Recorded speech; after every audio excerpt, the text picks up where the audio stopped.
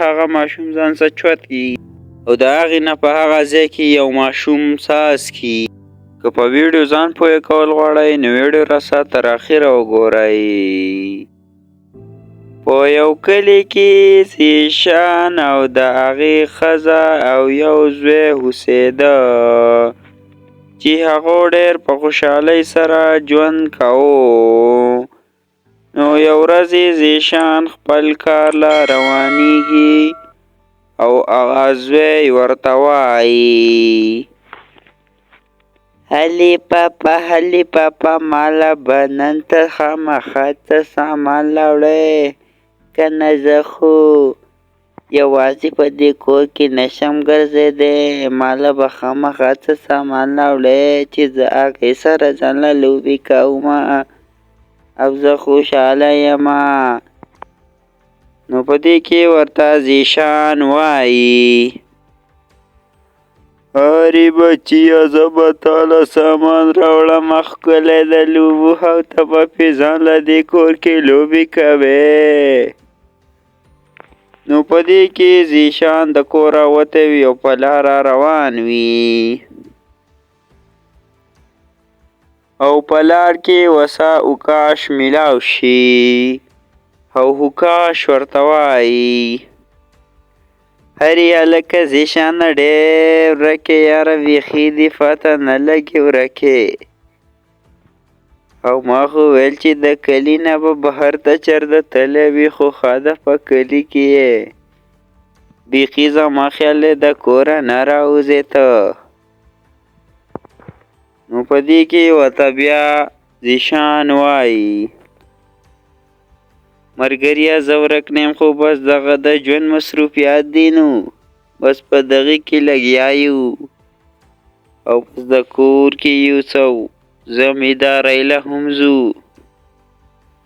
نور د ژوند حالات څنګه دي؟ نو په دې کې ورته اوکاش وایي هلکه نور به کېږي خو دا یوه خطرناکه خبره مې اورېدلې ده چې په دې کلي کې یو چوړیل راوتې ده او د دې کلي نه ماشومان ځان سره چوتوي. نو ته هم د خپلو ماشومانو ډېر خیال کوه چېرته چې ستا ماشومان چوت نه کي او دا پیغام هم دې کلي کې خور را خور کا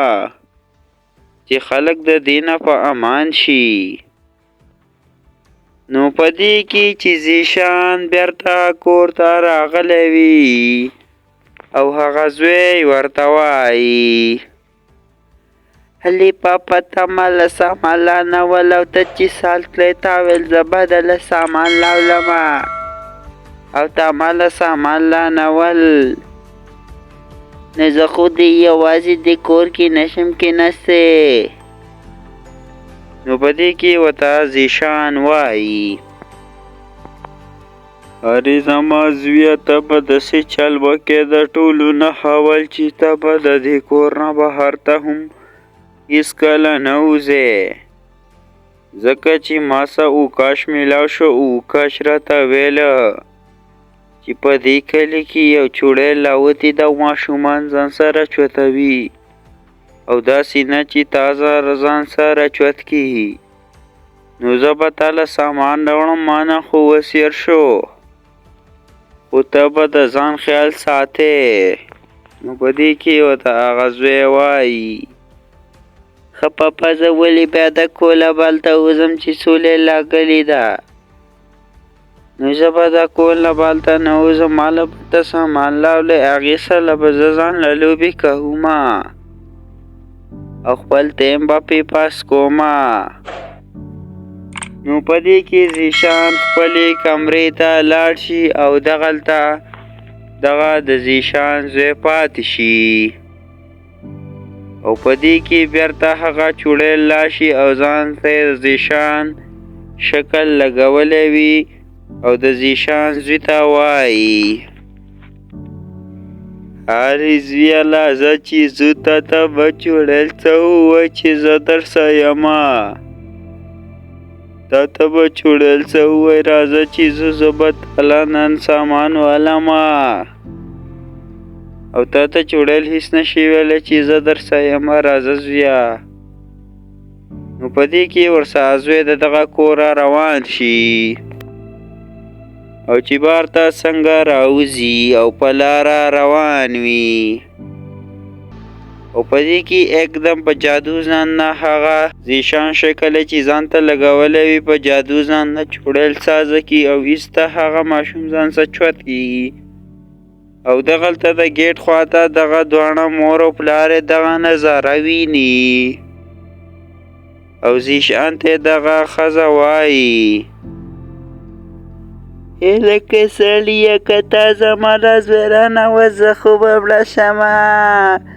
او زما زوی به اوس خامخا په دغه چل رازه دی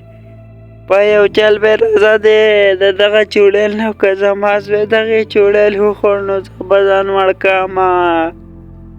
نو په دې کې ورته زیشان وایي ارې ښځې دا ته څنګه خبره کې د دې ماته حسان علاج معلوم دی په دې کلي کې یو پیر بابا د هغې خواله چې موږ لاړ شو نو ماته به هر څه وښیه او د هغې خواله زه ورځمه نو ښځه ورته وایي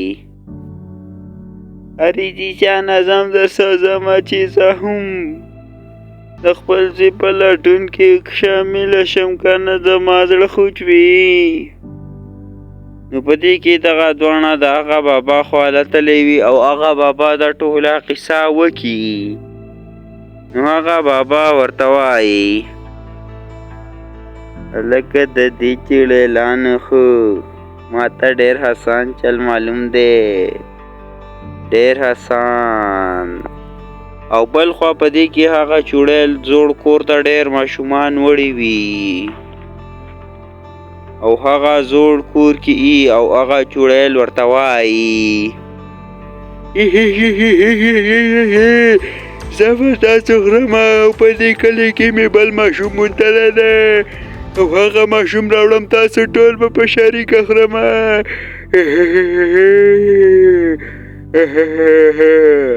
او په دې کې بل خوا دغه زیشان ته دغه بابا قصه وکړي چې زه به ستا نه یو ماشوم ساز کم په جادو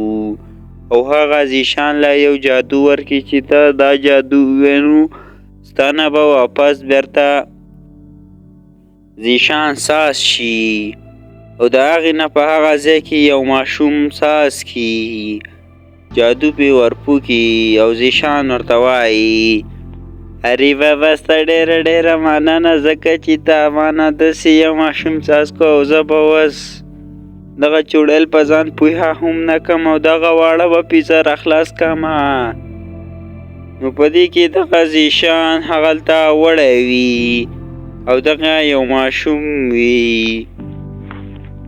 او په دغه ځای کې دغه ماشوم د ځان نه एकदम زیشان ساز کی او دغه د ټول د کلي واړه بیرته دغه خپل کلي ته راولي نو ګلونو ماشومانو دا سټوري ته دې پورې وه د داسې سبقامیزو ویډیوګانو لپاره اوس زموږ چینل هم که نه سبسکرایب کړی نو لازمي سبسکرایب کړئ